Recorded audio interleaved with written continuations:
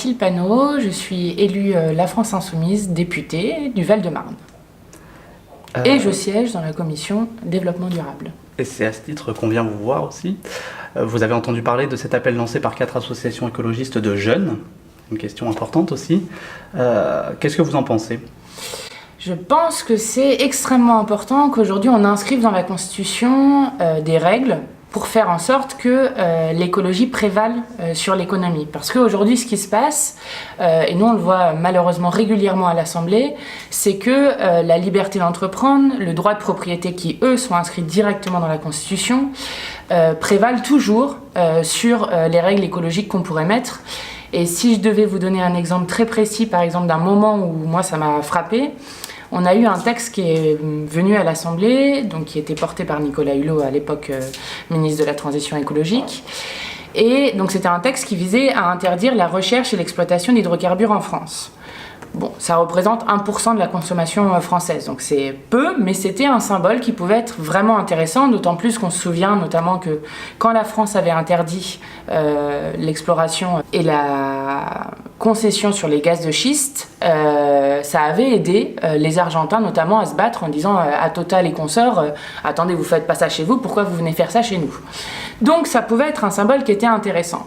Sauf que ce texte, qui devait interdire donc, les hydrocarbures en France d'ici 2040, a été complètement vidé de sa substance au nom de la liberté d'entreprendre.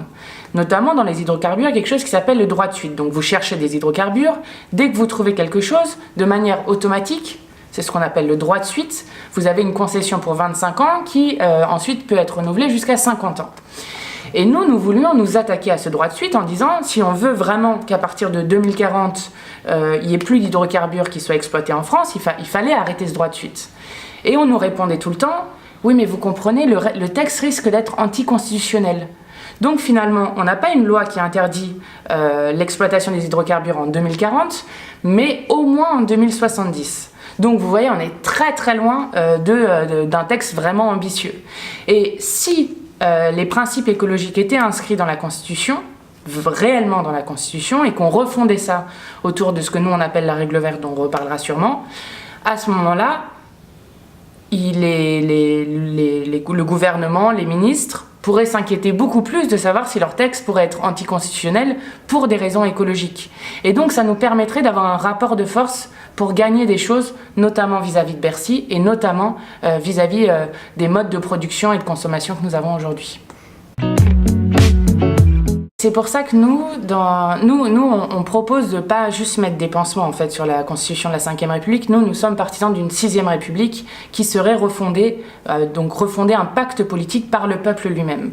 Et nous, ce pourquoi on ferait campagne dans cette Constituante, ce qu'on voudrait voir inscrire dans cette Constitution de la Sixième République, il y a deux choses. D'abord, passer du droit de propriété au droit d'usage et inscrire des biens communs dans la Constitution, notamment l'eau, l'air, la terre, donc qui seraient donc des biens collectifs qu'on ne pourrait pas marchandiser, c'est-à-dire qu'on ne pourrait plus avoir des Veolia et consorts qui mettraient la main sur des ressources qui sont des ressources indispensables à notre vie. Et la deuxième chose, c'est que nous voudrions inscrire la règle verte dans la Constitution. Alors au départ, on l'a appelée règle verte parce que, vous vous rappelez, à l'époque, on nous parlait tout le temps de la règle d'or, il fallait pas dépasser un certain, les 3%, etc. Et donc nous, on disait, non, en fait, la question qui est le défi majeur de nos sociétés aujourd'hui, c'est le défi écologique. Et donc la règle verte, c'est d'inscrire dans la Constitution le fait qu'on ne puisse pas prélever plus de ressources renouvelables à la Terre que ce qu'elle peut reconstituer et ne pas produire plus de déchets que ce qu'elle peut absorber. Et du coup, en mettant ça dans la Constitution, c'est pas juste quelque chose de théorique. C'est le fait de dire que, par exemple, Europa City, donc cet énorme centre commercial qu'on va construire avec une piste de ski, enfin des choses complètement absurdes, et qui va encore artificialiser des terres agricoles, donc c'est-à-dire qu'on va encore bétonner des terres agricoles, alors qu'en France, on est déjà à près de 10% des terres qui sont bétonnées, ce qui fait que, par exemple, les gens peuvent le voir, dans le Val-de-Marne, par exemple, l'année dernière, il y a des gens qui sont restés presque 1 mois et demi les pieds sous l'eau. Bah oui, parce que comme on bétonne de partout, le sol, il peut plus absorber l'eau qui tombe.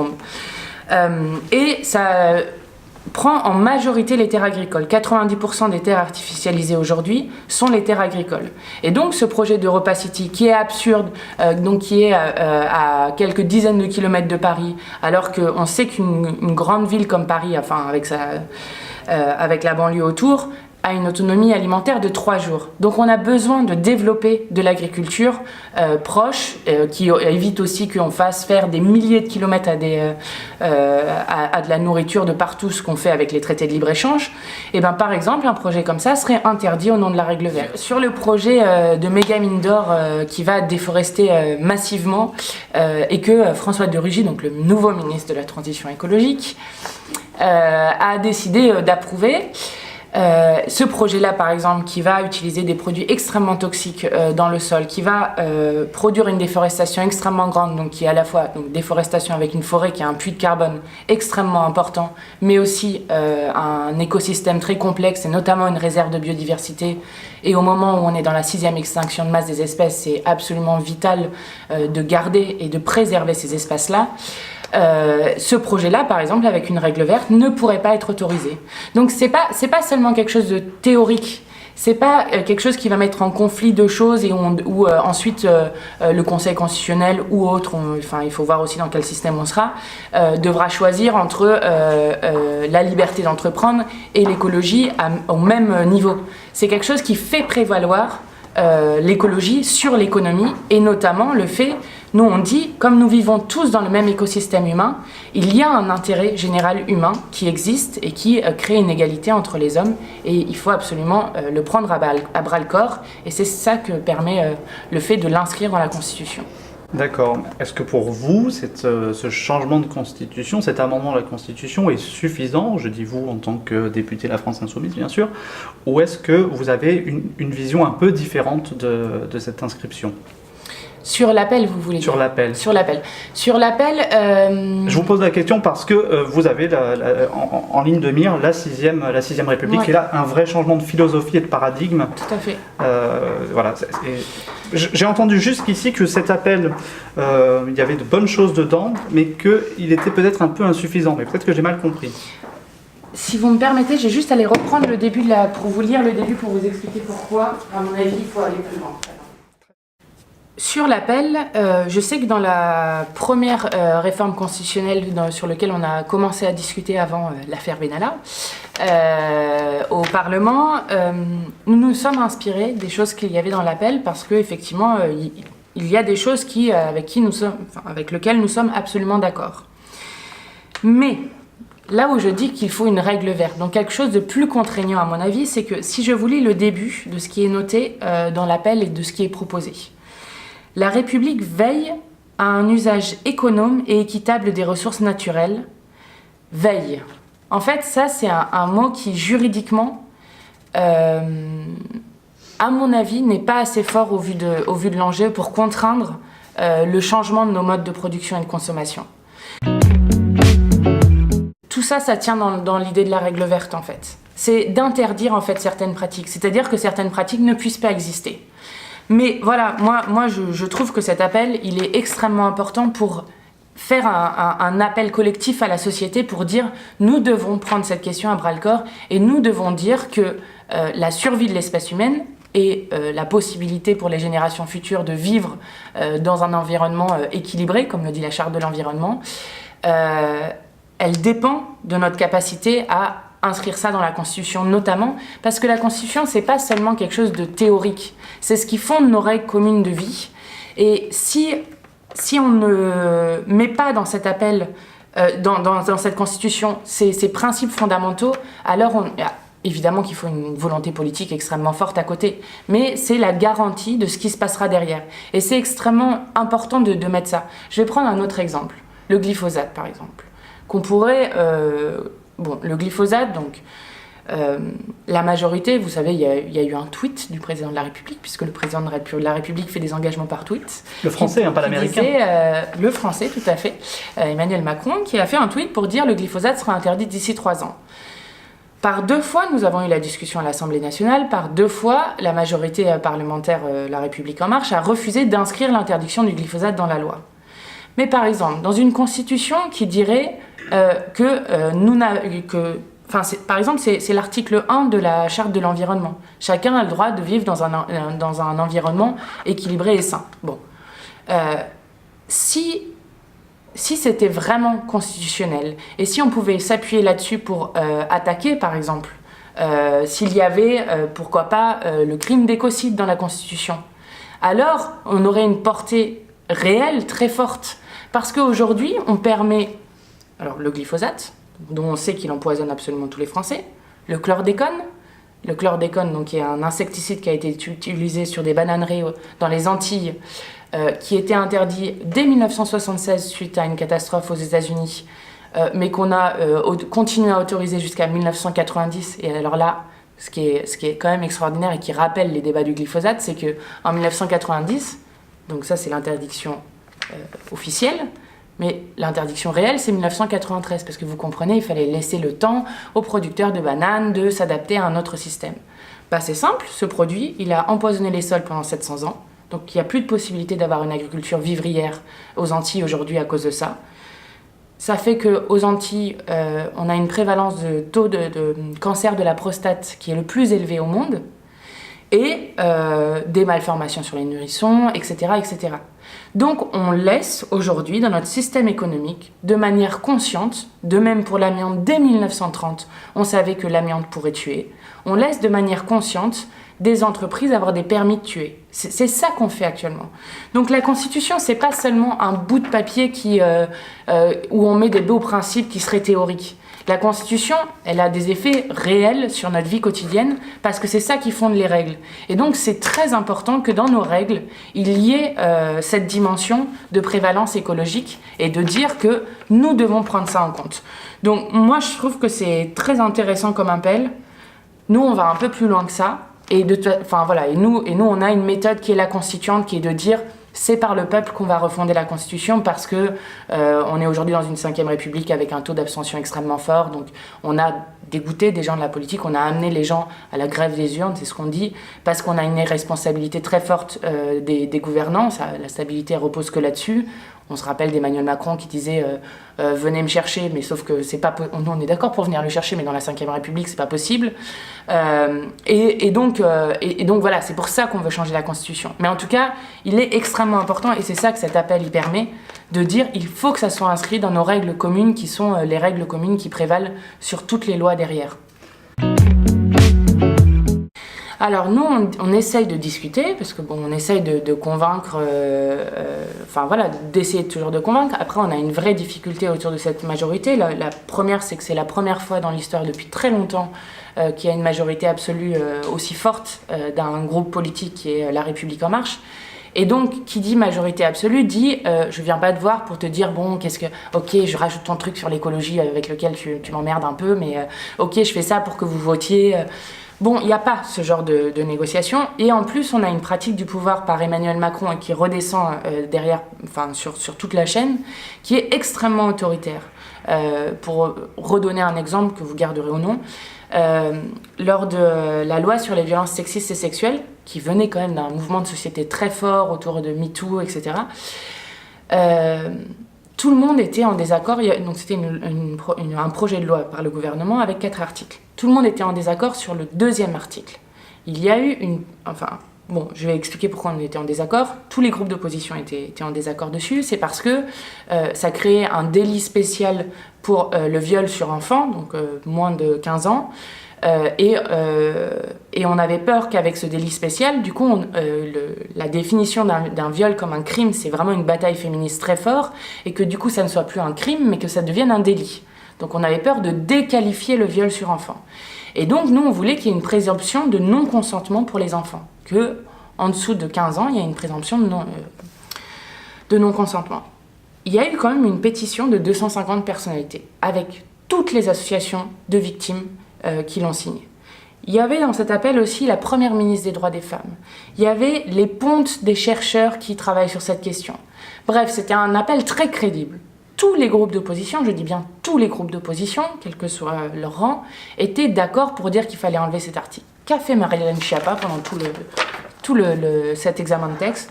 Elle nous relisait l'article 2. Mais qu'est-ce que vous comprenez pas avec l'article 2? Mais pourtant c'est très clair. Mais alors donc, déjà, un, c'est une insulte à l'intelligence des gens, et de deux, c'est une manière de dire on vous écoute pas. Donc quelle est la solution avec cette majorité? Il y a plusieurs choses. La première, c'est la pression citoyenne. Ça, c'est assez incroyable à quel point ça peut marcher. Donc une pression citoyenne sur le gouvernement en général, mais aussi sur les députés. Et vraiment, moi, j'encourage les gens à le faire parce que, par exemple, sur le glyphosate, je peux donner un exemple d'un député de La République En Marche qui va voter contre le fait qu'on inscrive dans la loi l'interdiction du glyphosate. Et à la deuxième lecture, parce qu'il il a eu évidemment plein de réactions de citoyens qui lui disaient mais vous êtes pour le glyphosate, mais qu'est-ce que c'est que ça?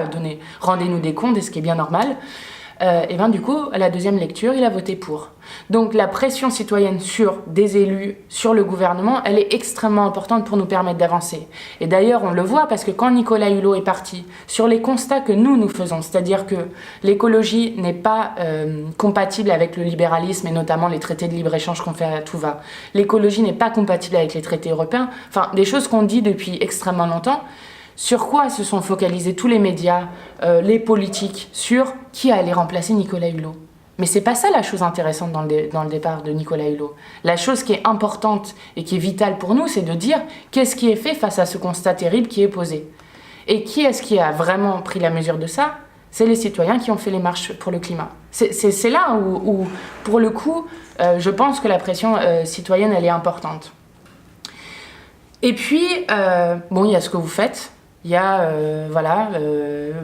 faire prendre conscience, toujours, partout, le mettre dans les médias, continuer à parler autour de cette question-là. Et ensuite, il y a le travail individuel qu'on essaye de faire à l'Assemblée nationale pour essayer de pousser et de leur dire « vous ne pouvez pas continuer à travailler comme ça ». Voilà, c'est les seules manières. En fait, c'est du rapport de force. Nous sommes dans un rapport de force aujourd'hui avec des irresponsables, avec une politique complètement archaïque qu'ils ne sont même pas capables d'expliquer. Lorsqu'on leur dit mais le CETA, traité de libre-échange, Canada, Union européenne, lorsqu'on leur dit mais le CETA, mais quel est l'aspect positif du CETA? Parce qu'on a eu quand même un comité d'experts demandé par Macron, nommé par Macron, qui a rendu un avis plutôt négatif sur le CETA, notamment sur les normes environnementales, sur les suppressions d'emplois, etc., etc. Moi, je leur demande en commission, mais pourquoi est-ce qu'on fait des traités de libre-échange comme ça? Quel est l'avantage? Réponse du comité, on ne sait pas, on ne nous a pas demandé de chercher sur ça. Ah bah oui, on ne vous a pas demandé de chercher sur ça, parce que Canada, dans les 5 premiers producteurs d'OGM au monde, Canada, en termes de pétrole bitumineux, en termes de mal-être animal aussi, puisqu'ils ont des exploitations avec c'est beaucoup plus que la ferme des 1000 vaches, par exemple, contre lequel on est quand même très fortement opposé. Et puis surtout, on continue à transbahuter des marchandises de partout, et donc on ne relocalise pas l'économie, etc., etc. Et ça, c'est une urgence absolue d'aller sur des choses comme ça. Et donc, il faut que les gens qui continuent une politique archaïque au nom de la normalité, en fait, parce que c'est toujours comme ça qu'on a fait, et puis c'est comme ça qu'on va continuer, il faut qu'ils se fassent bousculer par un rapport de force citoyen et des élus qui y croient. Et ça, on est absolument obligé de le faire parce que on a une urgence temporelle, en fait, dans cette question. Je pense que la prise de conscience des Français et des Françaises a beaucoup augmenté sur cette question. Elle est maintenant très forte. Donc il faut continuer à faire pression continuellement et à dire nous voulons une rupture avec nos modes de consommation et de production, et c'est à cette condition et à cette condition seulement qu'on arrivera à avoir une vie avec un partage des richesses plus fort, parce que l'écologie n'est pas déliée de l'urgence sociale, notamment la transition écologique va créer beaucoup d'emplois. C'est à cette condition-là qu'on aura une société plus démocratique aussi, parce que lorsqu'on veut sortir du nucléaire, par exemple, pour aller vers les énergies renouvelables, on peut créer des coopératives locales de production, donc c'est aussi la production de ses propres moyens de faire de l'énergie. On aura une société où on arrêtera d'aller taper sur des manifestants comme on le fait à Notre-Dame-des-Landes, à Bure, contre l'enfouissement des déchets nucléaires, voire même le grand contournement autoroutier à Strasbourg. Donc voilà, l'écologie, c'est pas juste un secteur à part, c'est ça qu'ils n'ont pas compris. On peut pas juste verdir un peu, dire on va un peu verdir la finance, on va un peu verdir tout ça, parce que ça fonctionne pas. C'est une transformation profonde de nos sociétés, et c'est aussi ça en fait qui est incroyable, c'est que souvent moi quand j'ai commencé à travailler sur ce sujet, il y a quelque chose de presque, de presque déprimant dans ce qui se passe quand on voit tous les signaux qui sont envoyés par les scientifiques. Quand on voit que la banquise s'est fissurée pour la première fois, enfin, c'est des choses qui sont très angoissantes. Et en même temps, et ça c'est très important, l'écologie c'est aussi ce qui donne un sens à l'horizon commun qu'on va créer. Et du coup c'est un projet qui est très enthousiasmant aussi et qui nous force à faire cette bifurcation de société dont on a besoin pour arrêter cette société de malheur dans laquelle on est. Allez, moi je vais prendre un sujet sur lequel je me suis beaucoup engagée. À titre individuel, j'aimerais que la France sorte de cette exception dans laquelle elle est une exception mondiale et qu'elle sorte enfin du nucléaire autour de la question de la grandeur de la France, etc. Ce qui est, absolument complètement faux. Qui met toute la population française en danger. 3, qui met les travailleurs du nucléaire dans une situation intenable, notamment dans le nucléaire, il y a 80% de sous-traitance et donc avec des gens à qui on demande de faire un nombre d'heures incroyable avec une cadence très forte et qui crée des incidents, voire qui peuvent créer des accidents très forts et qui sont bien sûr les plus exposés et malheureusement très peu protégés. Donc voilà, moi j'aimerais qu'on ait un changement, une transition énergétique très forte. On s'est beaucoup engagé sur cette question, je me suis beaucoup engagée sur cette question cette année. Il y a la programmation pluriannuelle de l'énergie qui arrive. Alors on nous parle de construire 6 EPR d'ici 2025. On nous parle que finalement il n'y aurait que 8 réacteurs qui fermeraient sur les 58, mais après la fin du quinquennat, parce qu'il ne faut pas aller trop vite. Et voilà, et ça c'est une bataille que je mène de manière très forte et je pense que et qui pose toute la question aussi de l'aménagement du territoire, de comment on doit vivre aussi plus proches les uns des autres, moins dans des espèces de grandes mégalopoles où on fait 3 heures de transport par jour pour aller au boulot. Donc ça contient aussi tout un projet de société et je pense que la sortie du nucléaire pour aller vers le 100% d'énergie renouvelable, c'est aussi quelque chose que moi je porte personnellement beaucoup.